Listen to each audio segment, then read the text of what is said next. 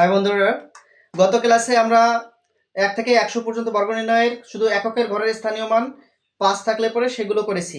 কিন্তু আজ করব যে 1 থেকে 100 পর্যন্ত শর্টকাট টেকনিকে কিভাবে বর্গ নির্ণয় করা সম্ভব। আচ্ছা দেখি, এখন এখানে কি আছে? 11টা সংখ্যা আছে। এখন এর যদি বর্গ নির্ণয় করতে বলে, এর বর্গটা আমরা নির্ণয় করব কিভাবে? দেখো, তো প্রথম এককের ঘরের স্থানীয় মান আছে কত? 1, এবং দশকের ঘরের মান হচ্ছে কত? 1। তো প্রথমে আমরা কি করব? এককের ঘরের স্থানীয় মানকে বর্গ করব। কত আসে? 1। 1 রে স্কয়ার করলে কত আছে? 1। এবং এখানে যে কয়টা সংখ্যা অঙ্ক আছে? 1 2 3, কয়টা আছে? 3টা। এই 3টাকে একত্রে আমরা সাধারণ গুণ করব। তো 2 1 কে 2, 2 1 কে 2, কত হচ্ছে? 2। এবং দশকের ঘরের স্থানীয় মান কত আছে? 1। তাই 1 এর বর্গ মানে কত? 1, 121। এখন দেখে আসি, এটা করি আমরা। দেখো, তাহলে এর যদি বর্গ করি, তাহলে এর এককের ঘরের স্থানীয় মান আছে কত?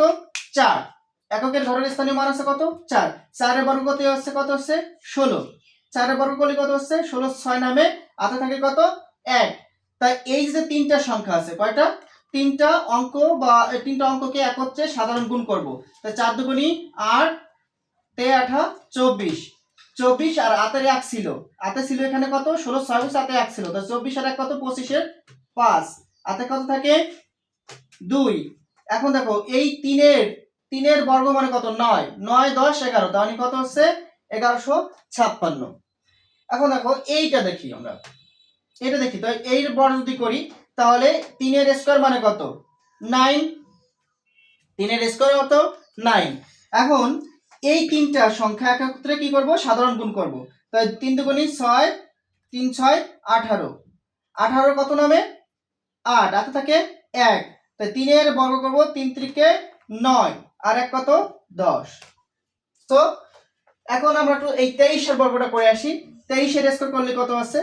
দেখো, তাহলে এখানে আমরা কি করব? 3 এর বর্গ, এককের স্থানীয় মান বর্গ কত আছে? 3, 3 3 9, এবং এই তিনটা অঙ্ক একসাথে গুণ করব, সাধারণ গুণ। 3 দুগুণী 6, 6 দুগুণ 12, 12 2, হাতে আমার 1 থাকে, 2 এর স্কয়ার মানে কত? 4, আর 1 কত? 5, তো 529।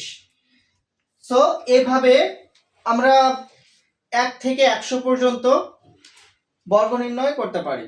ধন্যবাদ।